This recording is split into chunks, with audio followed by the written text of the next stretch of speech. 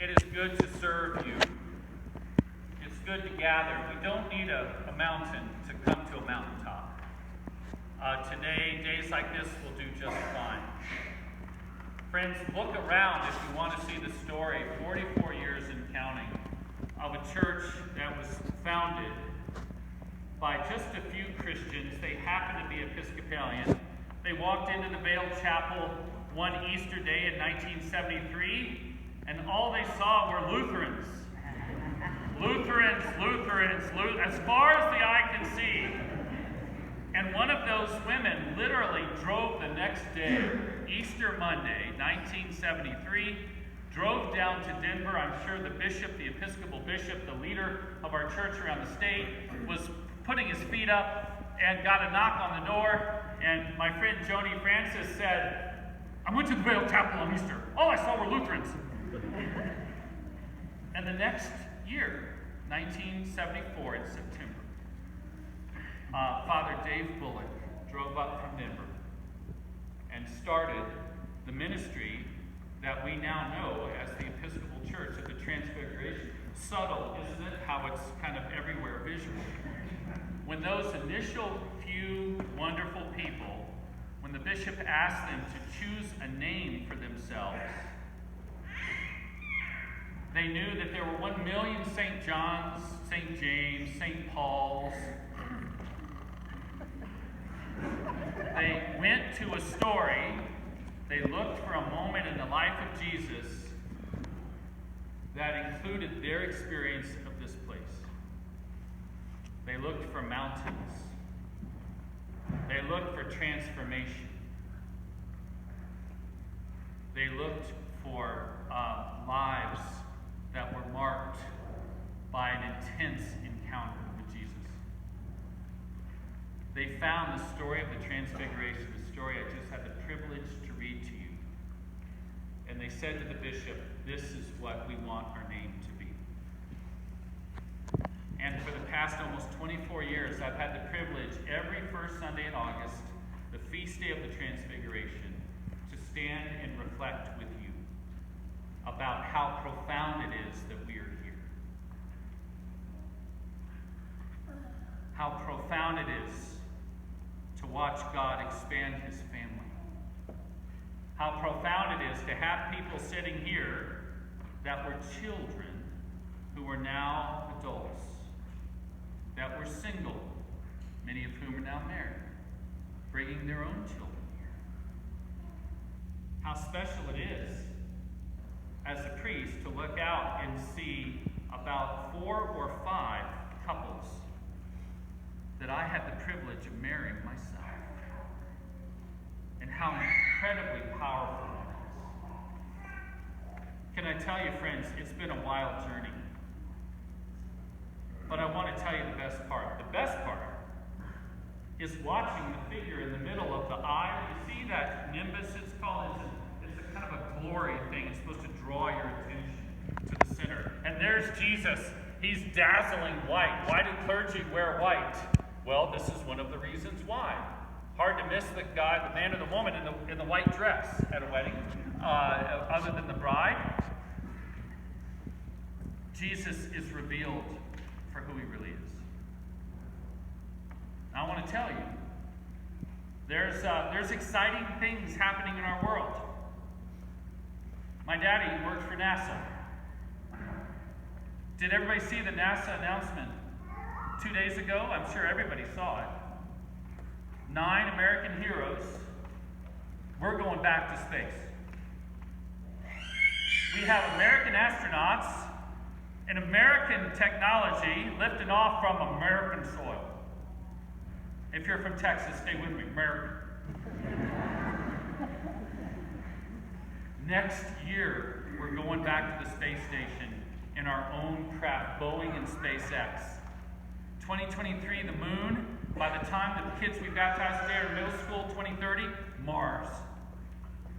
We're back in the game. Isn't it exciting?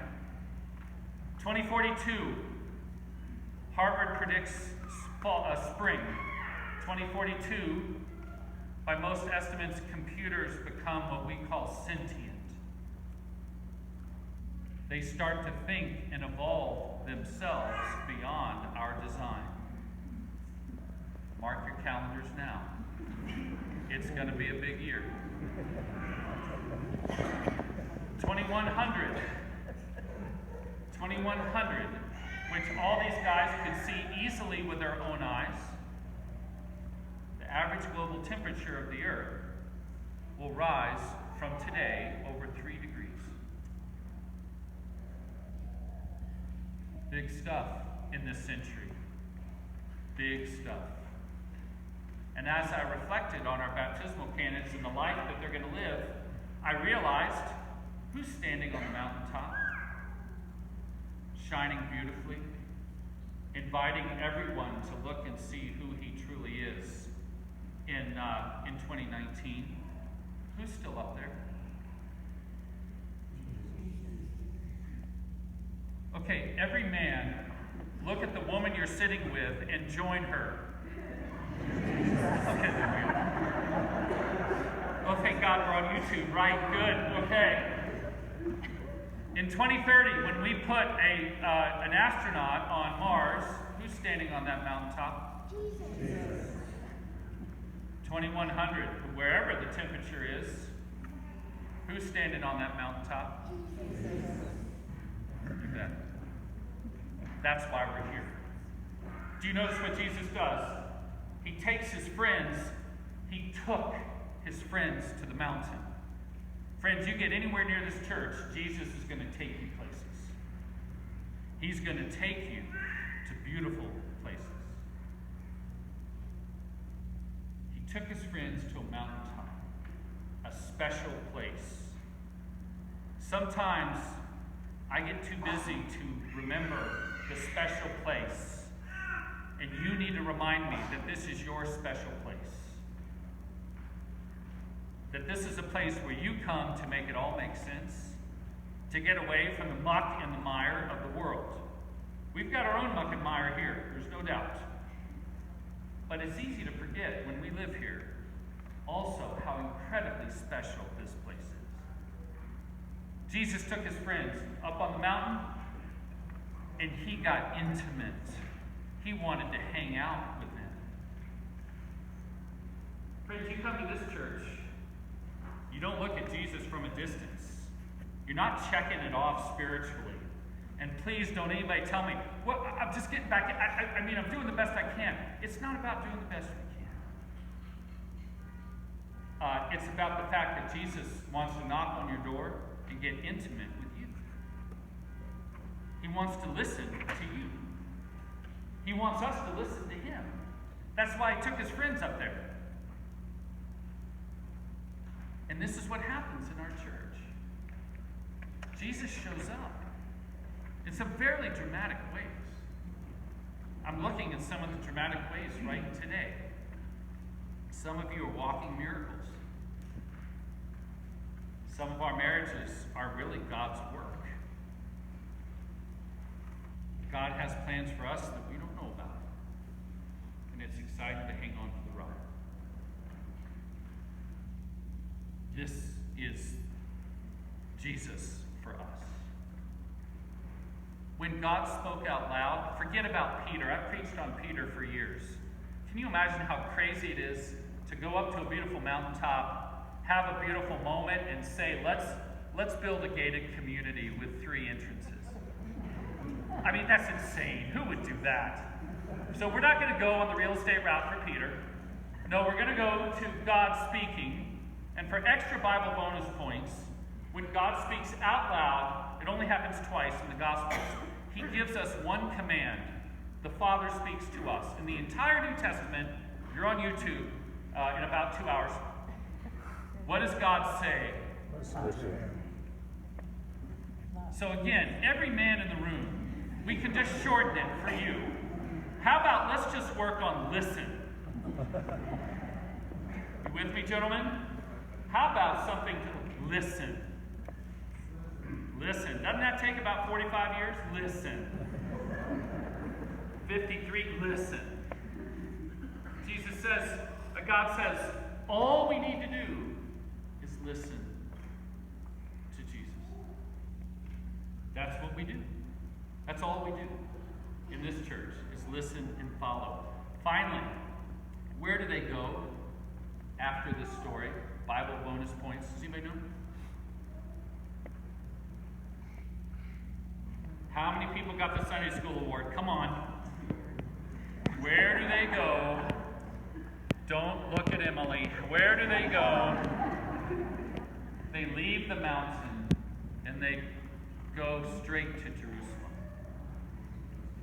They go into the world in the muck and the mire, and they bring God's love with them. Peter wrote about that years later. That's why we know the story. Can I tell you, friends, we are not baptizing these beautiful children to park them on a mountaintop.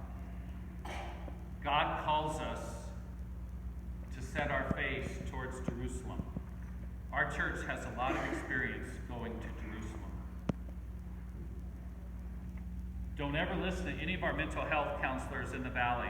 We do not get frequent flyer miles or platinum seating just because you're with Transfiguration, okay? There are people in this room that have braved unimaginable horrors and are standing today. That's what going to Jerusalem, because you don't go by yourself. Jesus always goes with us. Sometimes we recognize him, sometimes we don't. And he's there nonetheless. Friends, what a pleasure to introduce to you, and there he goes, he's up far. What a great pleasure to introduce to you one little sister and two little brothers in the body of Christ today. And let's watch Jesus do what he always does in our church and far beyond. Up here